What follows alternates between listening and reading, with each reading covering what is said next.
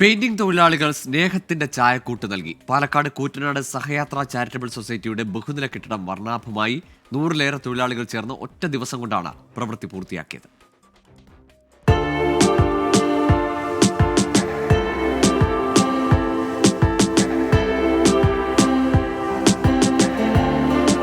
ഭിന്നശേഷിക്കാരുടെ പുനരധിവാസത്തിനായി കൂറ്റനാട് കേന്ദ്രീകരിച്ചാണ് Chalissery സഹയാത്രാ charitable society പ്രവർത്തിക്കുന്നത്.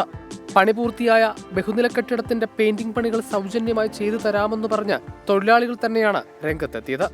തൃശൂർ, പാലക്കാട്, മലപ്പുറം ജില്ലകളിൽ നിന്നായി 100-ലേറെ തൊഴിലാളികൾ എത്തി പണി പൂർത്തിയാക്കി. ഈ സാമ്പത്തിക പ്രതിസന്ധി മൂലം നമുക്ക് എങ്ങനെ പെയിന്റ് ചെയ്യും എന്നുള്ള പ്രയാസം ഉണ്ടായിരുന്നു.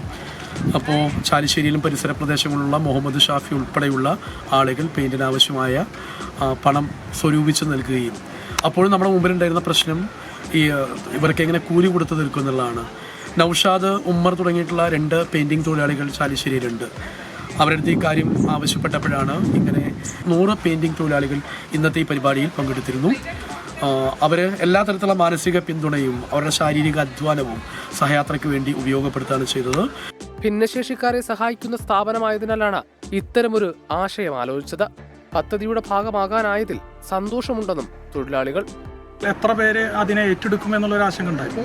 പക്ഷെ നമ്മൾ പ്രതീക്ഷക്കായി വിടുന്നത്, കാരണം പലരും വന്നു പോകുമെന്ന് പറഞ്ഞവരുണ്ടായിരുന്നു. പക്ഷെ ആരും വന്നു പോയില്ല. ഞങ്ങൾ എക്സ്റ്റീരിയർ മാത്രമല്ല, എക്സ്റ്റീരിയർ ആയിരുന്നു നമ്മൾ ടാർഗറ്റ്. പക്ഷേ ഇൻറ്റീരിയറും നമ്മൾ എന്ത് ചെയ്തു, ഒരു ഹോള് പ്രൈമർ അടിച്ച് പൂർണ്ണമാക്കാൻ നമുക്ക് പറ്റിയിട്ടുണ്ട്.